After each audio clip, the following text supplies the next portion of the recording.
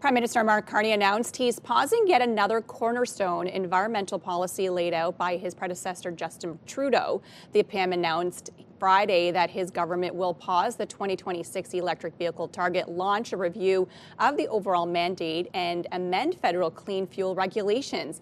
So let's check in with Bill Carroll from the Morning Rush on News Talk 580 CFRA this morning to get his thoughts. Good morning, Bill.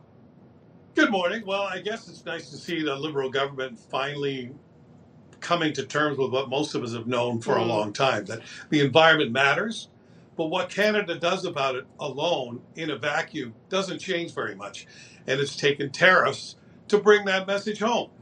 Wouldn't it be nice if we could all afford to drive EV vehicles? Maybe the mandate even made sense when the United States had a mandate and the auto industry was going to be forced in this direction. But the tariffs have caused our government to finally wake up.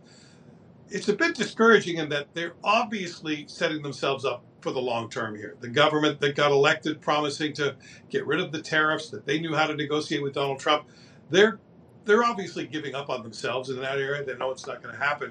And so as survey after survey started to show, Canadians are less concerned directly about tariffs and more concerned now with the state of the economy. This government's decided to go with the flow.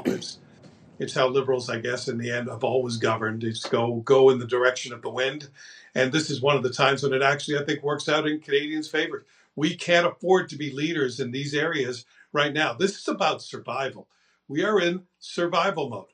We have to make sure we maintain as many jobs as we can, that we keep our economy chugging along as best we can, that we find other trading partners and other ways to survive. And we can't afford to be world leaders when it comes to the environment.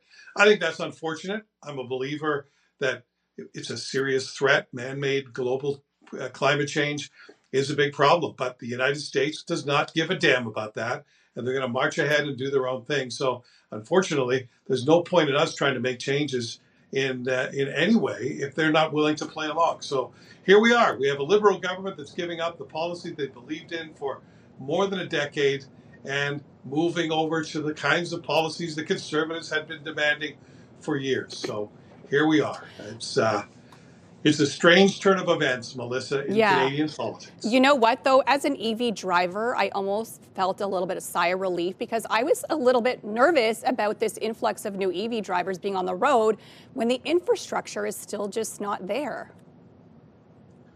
Well, I hadn't considered it from that point of view. Listen, people can still buy electric vehicles if they want to, but the government is not going to be pushing this mandate on us, and that's a good thing. But you're right, one of the main problems, people ask me all the time, I'm sure you get asked this too, why don't you drive an electric vehicle? In your case, you can answer, well, now I do. I always answer the same way. I don't want to spend my life worried about the next charge. Yes. And how long it's going to take to charge if I'm in a hurry to get somewhere.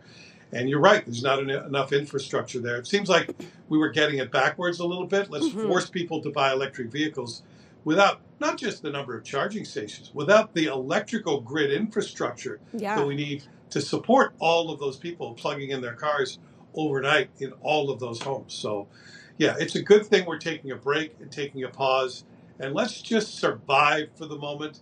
Let's maintain Canadian jobs and worry about the environment later. Absolutely. Well, thank you, Bill, for joining us this morning, and you have a great Monday. Have a good day. Thanks, you too. You can listen to The Morning Rush with Bill Carroll on News Talk 580 CFRA weekdays from 6 until 10 a.m.